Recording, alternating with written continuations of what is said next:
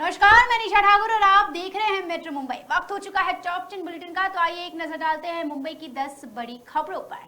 Underworld don Dawood Ibrahim को पकड़ने में एक बार फिर से एजेंसियां लग पड़ी है। दाऊद इब्राहिम की नई तस्वीर जारी की गई है और इनाम भी रखा गया है। दाऊद इब्राहिम को पकड़ने के लिए किस तरीके की रणनीति अपनाई जा सकती है, देखिए इस स्पेशल रिपोर्ट में।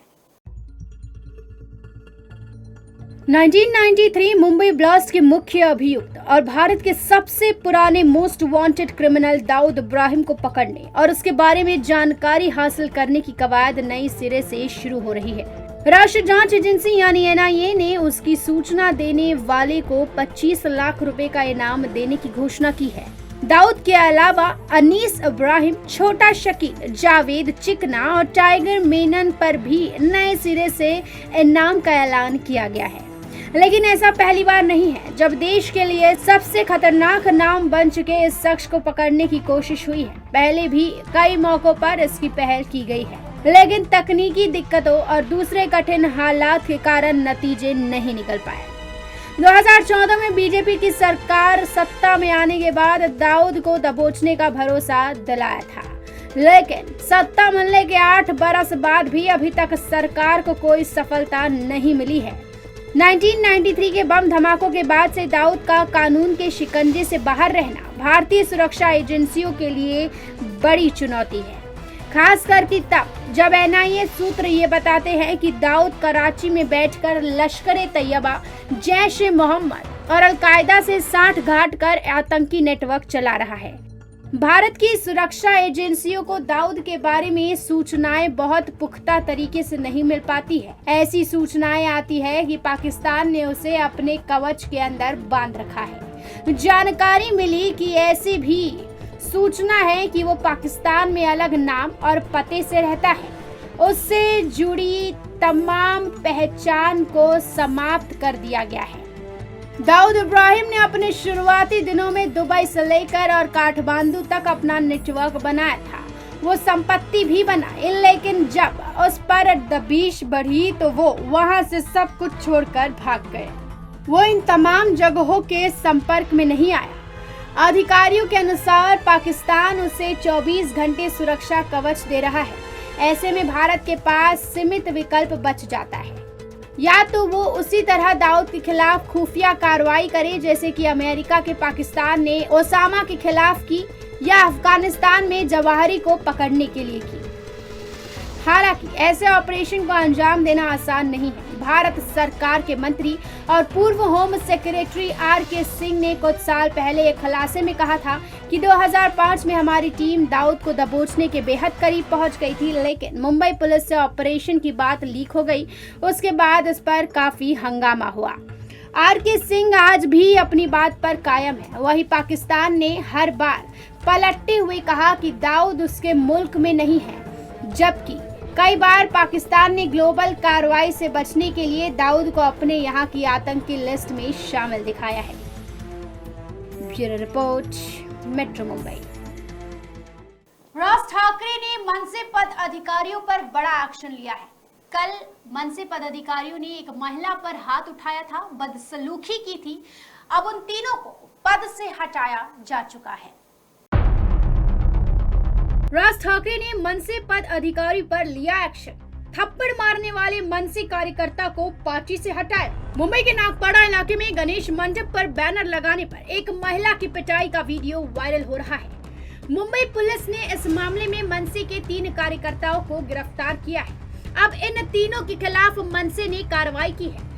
महाराष्ट्र नवनिर्माण सेना नेता बाला नंदगांवकर ने कहा कि पार्टी कार्यकर्ता विनोद अग्राले, जिन्होंने पहले दक्षिण मुंबई में एक महिला को थप्पड़ मारा था, उन्हें पद से हटा दिया गया है। बात करते हुए नांदगांवकर ने कहा कि हम इस घटना में शामिल सभी लोगों को हटा देंगे। मैंने पहले ही अपने प्रमुख राज ठाकरे को सूचित कर दिया है। हम पीड़ित को भी बुलाएंगे और उसकी बात सुनेंगे। इस तरह का व्यवहार पूरी तरह से अस्वीकार्य है। नागपाड़ा में 57 वर्षीय महिला के साथ मारपीट करने के आरोप में गुरुवार को मनसे के 3 कार्यकर्ताओं को गिरफ्तार किया गया था। महिला ने मनसे कार्यकर्ताओं को अपनी बंद दुकान के बाहर पार्टी के बैनर लगाने से रोका। पुलिस ने कहा कि मनसे कार्यकर्ताओं ने महिला से बहस की और गाली गलौज की और थप्पड़ तक मार दिया और उसे धक्का देकर जमीन पर गिरा दिया। इस दौरान विनोद अग्रवाल वीडियो में ये भी कहते हुए सुने जा रहे हैं कि जो करना है कर लो, बैनर तो हम यही लगाएंगे। वही महिला इसके जवाब में कहती है कि राज ठाकरे के घर के बाहर जाकर बैनर लगा दो, जिसके बाद कार्यकर्ता आपा खो देते हैं। Bureau report, metro Mumbai. तो आज भारत के लिए बहुत ही गर्व की बात है, खास तौर पर महाराष्ट्र के लिए। भारतीय नौसेना के झंडा में शिवाजी महाराज के राज मुद्रा का इस्तेमाल किया गया है।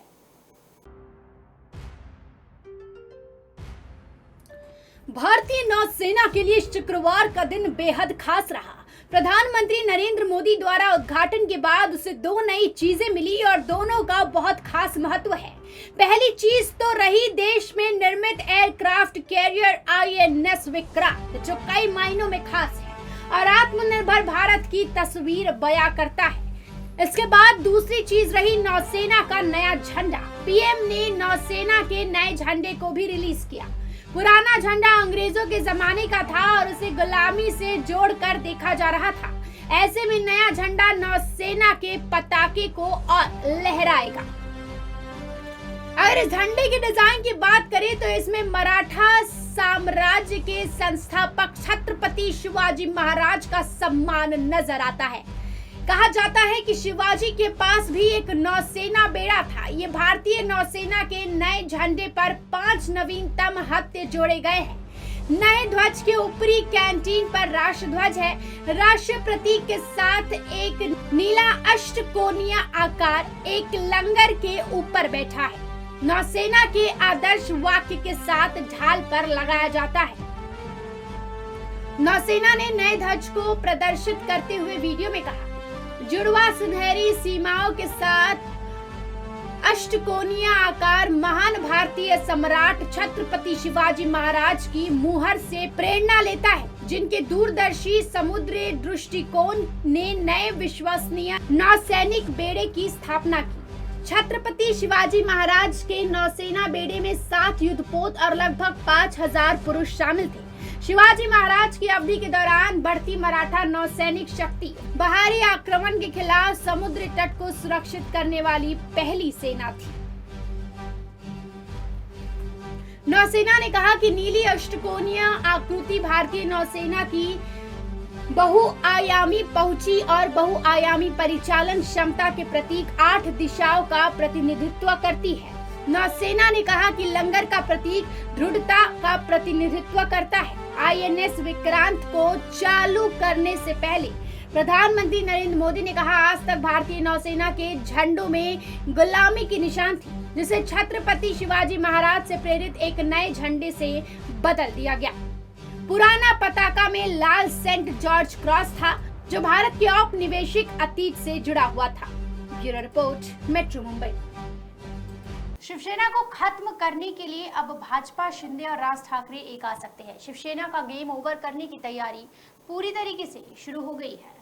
BMC इलेक्शन इस साल होने वाला है। ऐसे में महाराष्ट्र में सियासी हलचल तेज हो गई है। इस बीच बीजेपी के दिग्गज नेता और केंद्रीय गृह मंत्री अमित शाह का 5 सितंबर को होने वाला मुंबई दौरा काफी अहम माना जा रहा है। इस दौरान एक तरफ जहां अमित शाह लाल बाग के राजा का दर्शन कर आशीर्वाद लेंगे, वहीं वे महाराष्ट्र में कई राजनेताओं के घर जाकर बप्पा के दर्शन करेंगे। सूत्रों की माने तो अमित शाह मनसे और बीजेपी के गठबंधन की आधिकारिक ऐलान भी कर सकते हैं। आगामी BMC चुनाव में ये गठबंधन महाविकास अघाड़ी को चुनौती देगा। मिशन BMC के लिए बीजेपी राज ठाकरे की पार्टी महाराष्ट्र निर्माण सेना को साथ लेकर चुनावी मैदान में उतर सकती है। माना जा रहा है कि अमित शाह के इस दौरे से इस गठबंधन का श्री गणेश किया जाएगा। हालांकि इस मुद्दे पर दोनों पार्टी की तरफ से कोई बात सामने नहीं आई है। बता दें कि गुरुवार को महाराष्ट्र के CM एकनाथ शिंदे ने महाराष्ट्र नवनिर्माण सेना प्रमुख राज ठाकरे से उनके आवास पर मुलाकात की। CM शिंदे और राज ठाकरे की इस मुलाकात से कई तरह के राजनीतिक कयास लगाने शुरू हो गए हैं। इससे पहले राज्य के डिप्टी CM देवेंद्र फडणवीस भी राज ठाकरे से मुलाकात कर चुके हैं। गठबंधन पर सहमति कोई 1 या 2 दिन में नहीं तय हुई है। बीजेपी के कई नेता ने राज ठाकरे के शिवतीर्थ पर आकर घंटों मुलाकात की है। नफा नुकसान के हर विषय पर चर्चा हुई है, तब जाकर मामला गठबंधन के ऐलान तक पहुंचा है। बता दें कि मुंबई में इसी साल BMC के चुनाव होने वाले हैं, जिसके चलते ये गठबंधन काफी अहम माना जा रहा है। बीजेपी इस बार शिवसेना को किसी भी कीमत पर बीएमसी की सत्ता नहीं देना चाहती है, जिसके लिए एमएनएस से गठबंधन पर मुहर लग सकती है। बता दें कि मुंबई बीएमसी चुनाव के मद्देनजर यदि एमएनएस और बीजेपी का गठबंधन हुआ तब शिंदे खेमे के इच्छुक उम्मीदवार का क्या होगा।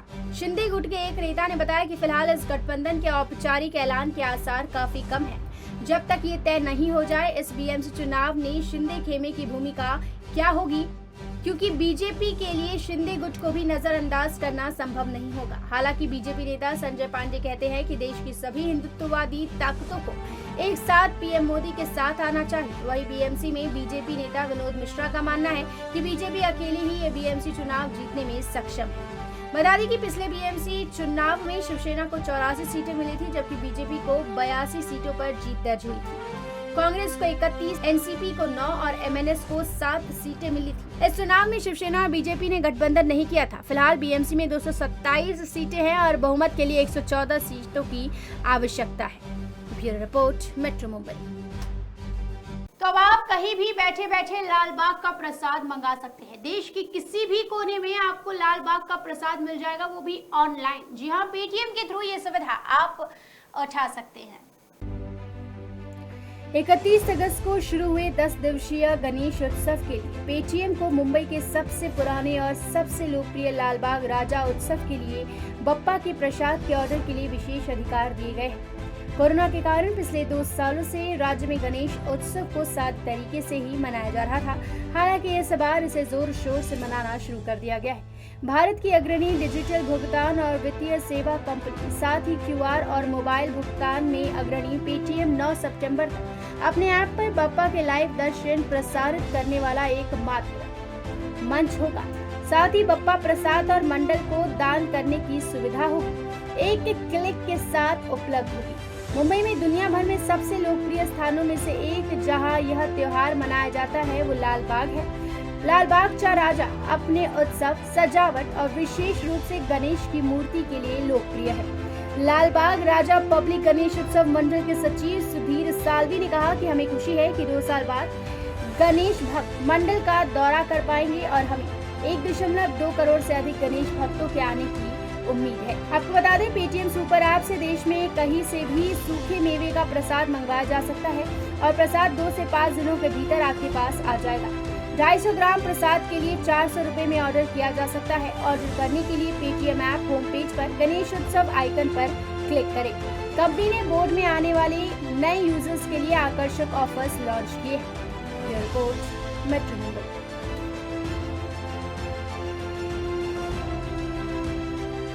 कार्तिक आर्यन का दर्द हल्का है। आउटसाइडर होने के नाते कार्तिक आर्यन को क्या क्या झेलना पड़ा और उन्होंने साफ तौर पर कहा कि वो एक भी फ्लॉप फिल्म अफोर्ड नहीं कर सकते। अगर कार्तिक एक भी फ्लॉप फिल्म देते हैं तो फिर उनका करियर खत्म हो जाएगा। एक तरफ जहां आमिर खान की लाल सिंह चड्ढा और अक्षय कुमार की रक्षा बंधन बॉक्स ऑफिस पर बड़ी डिजास्टर साबित हुई है, वहीं कार्तिक आर्यन सफलता का आसमान छू रहे हैं। भूल भुलैया 2 की सुपर सक्सेस के बाद से हर किसी की नजरें कार्तिक आर्यन पर गड़ी हुई है। कार्तिक आर्यन की भूल भुलैया 2 इस साल की दूसरी सबसे ज्यादा कमाई करने वाली फिल्म है। कार्तिक आर्यन अपने सक्सेस ग्राफ से काफी खुश है। इस समय कार्तिक आर्यन के पास 4 बड़े प्रोजेक्ट हैं, लेकिन कार्तिक आर्यन पर कहीं ना कहीं 100% देने का प्रेशर है। इसकी वजह है इंडस्ट्री में एक आउटसाइडर होना। कार्तिक आर्यन ने हाल ही में दिए एक इंटरव्यू में इस बारे में बात की। उन्होंने कहा कि अगर उनकी एक फिल्म भी फ्लॉप हो जाती है तो उनका करियर तबाह हो जाएगा, क्योंकि उनका इंडस्ट्री में कोई सपोर्ट करने वाला नहीं है और कोई सपोर्ट करता भी नहीं है। कार्तिक आर्यन ने एक इंटरव्यू में बॉलीवुड में अपने आउटसाइडर होने के लिए कहा कि उन्हें सपोर्ट करने वाला कोई ऐसा नहीं है जो उनका ध्यान रखेगा या सपोर्ट करेगा। कार्तिक आर्यन बोले, मैं इस इंडस्ट्री में पैडेड नहीं हूँ, मुझे सपोर्ट करने वाला कोई नहीं है। मुझे नहीं पता कि एक इनसाइडर कैसा फील करता है, लेकिन एक आउटसाइडर होने के नाते मुझे कहीं ना कहीं ऐसा लगता है कि अगर एक फिल्म फ्लॉप होती है तो धारणा बन सकती है जो मेरे करियर को खत्म कर सकता है। फिर कोई ऐसा नहीं होगा जो मेरे लिए उस स्तर का प्रोजेक्ट बनाए। कार्तिक आर्यन ने कहा कि एक आउटसाइडर होने के नाते एक फ्लॉप देना बड़ा ही रिस्की है। उन्हें इंडस्ट्री में सपोर्ट करने वाला, सहारा देने वाला कोई नहीं है। कार्तिक आर्यन ने इंजीनियरिंग छोड़कर एक्टिंग की दुनिया में कदम रखा। उन्होंने 2011 में फिल्म प्यार का पंचनामा से बॉलीवुड में डेब्यू किया। देखते ही देखते कार्तिक बॉलीवुड के बड़े स्टार्स में शुमार हो गए। हालांकि बीच में उनकी कुछ फिल्में फ्लॉप भी रही, लेकिन प्यार का पंचनामा 2 और सोनू के टीटू की स्वीटी जैसी फिल्मों ने उन्हें फिर खड़ा कर दिया। Bureau report, metro Mumbai. जहां एक तरफ भाजपा और एमएनएस गठबंधन की बात चल रही है, तो वहीं रामदास आठवले ने साफ कहा है कि एमएनएस से गठबंधन भाजपा को भारी पड़ सकता है। केंद्रीय गृह मंत्री अमित शाह 5 सितंबर को मुंबई आ रहे हैं। इससे पहले महाराष्ट्र में राजनीतिक सरगर्मियां तेज है। शिवसेना के बाद महाराष्ट्र कांग्रेस का एक धड़ा भी बीजेपी के संपर्क में है। गुरुवार को बीजेपी के समन्वयक आशीष कुलकर्णी के घर 2 पूर्व मुख्यमंत्री मिले। इनमें एक कांग्रेस के दिग्गज नेता अशोक चौहान और दूसरे बीजेपी के कदावर और वर्तमान डिप्टी सीएम देवेंद्र फडणवीस के बीच 15 से 20 मिनट तक मुलाकात हुई। अशोक चौहान और फडणवीस दोनों ने मुलाकात होने की बात कबूली है, पर दोनों ने ही राजनीतिक चर्चा होने की बात से इनकार किया है।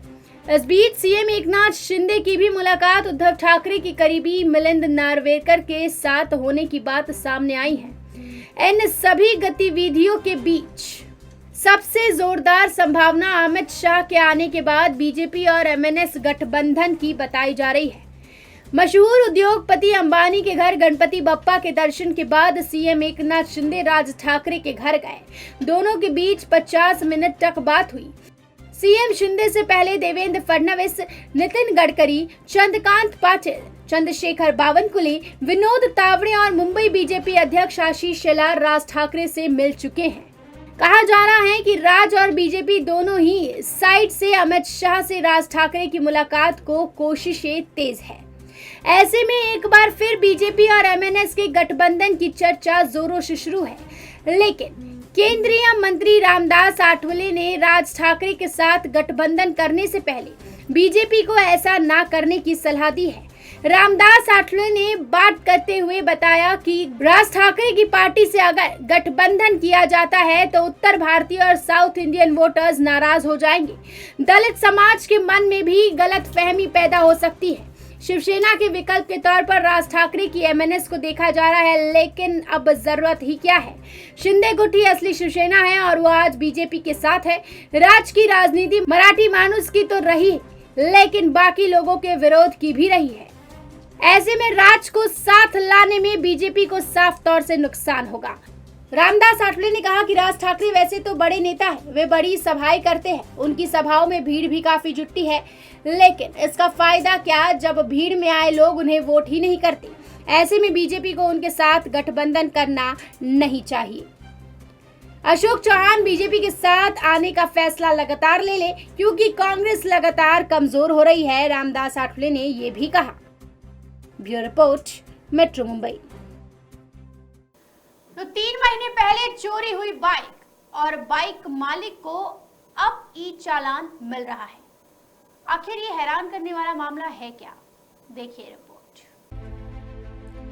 मुंबई स्थित मलाड के एक व्यवसायी की बाइक 3 महीने पहले चोरी हो गई थी और उसने पुलिस में इसकी शिकायत भी दर्ज कराई थी। हैरान की बात यह है कि अब उस शख्स को यातायात पुलिस की तरफ से गोरेगांव ईस्ट स्थित ओबरॉय मॉल के पास नो पार्किंग पर बाइक पार्क करने पर 1000 रुपए के ई चालान के द्वारा से जुर्माना भरने का एक मैसेज आया है। इस मामले को लेकर 30 वर्षीय व्यवसायी संजय शाह ने बताया कि 30 मई को मैं किसी काम से अंधेरी गया था और अंधेरी स्पोर्ट्स क्लब के बाहर अपनी बाइक खड़ी कर दी। जब मैं वापस आया तो मुझे अपना बाइक नहीं मिला। शाह के मुताबिक वर्सोवा और अंधेरी पुलिस थानों का दौरा करने और ट्रैफिक पुलिस को लापता बाइक के बारे में सूचित करने के बावजूद बाइक नहीं मिली और इसके बाद उसने डीएन नगर थाने में जाकर अपनी शिकायत दर्ज कराई। मैं फोन पर अधिकारी के संपर्क में रहा हूं और उसे कई बार फोन किया है, लेकिन उन्होंने कहा कि जांच जारी है। शाह ने आगे बताया कि बीते 19 जुलाई को मेरे मोबाइल पर एक ई चालान का मैसेज आया। जब मैंने लिंक ओपन किया तो मैंने अपनी बाइक की फोटो देखी जो ओबरॉय मॉल के पास खड़ी थी। अगर एक्टिवा को नो पार्किंग जोन में पार्क किया गया था तो डीएन नगर पुलिस ने इसकी जानकारी लेने की कोशिश क्यों नहीं की? फोटो में आगे और पीछे की प्लेटों का नंबर अलग अलग था तो ट्रैफिक पुलिस कर्मियों ने वाहन को जब्त क्यों नहीं किया? ये सवाल उठता है।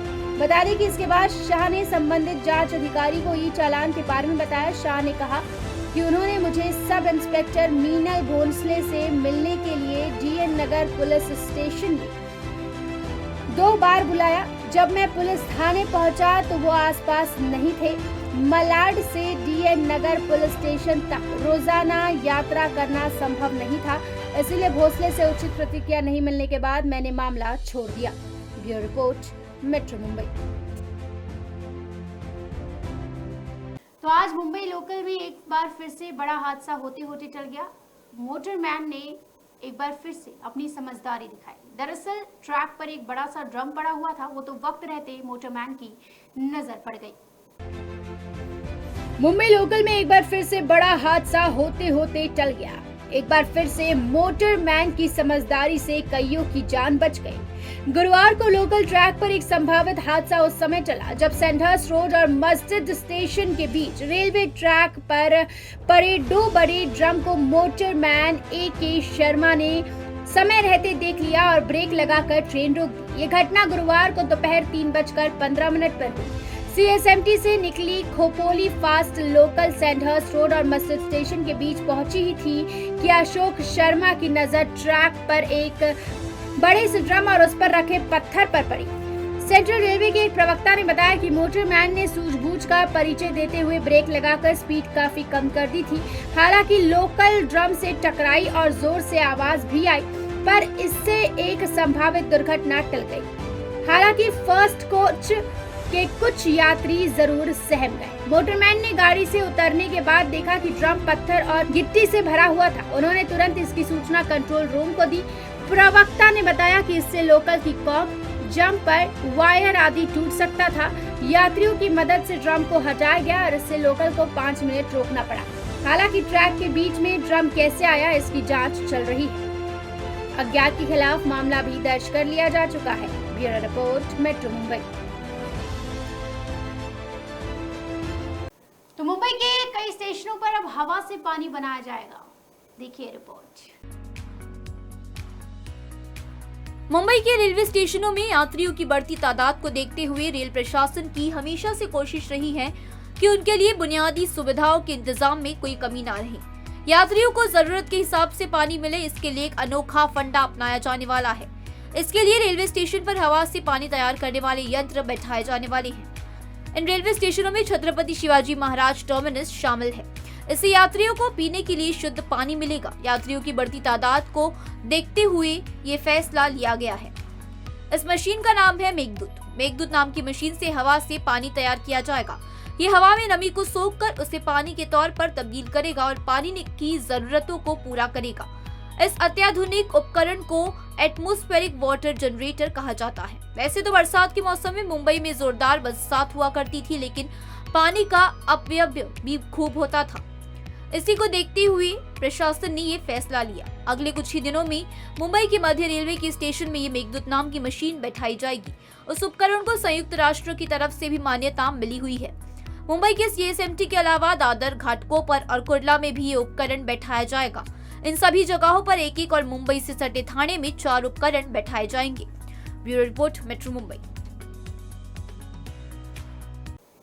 ये थी मुंबई की 10 बड़ी खबरें और आप देख रहे थे टॉप 10 बुलेटिन। रोज रात मेरे साथ देखिए मुंबई की टॉप 10 बुलेटिन सिर्फ मेट्रो मुंबई पर। धन्यवाद।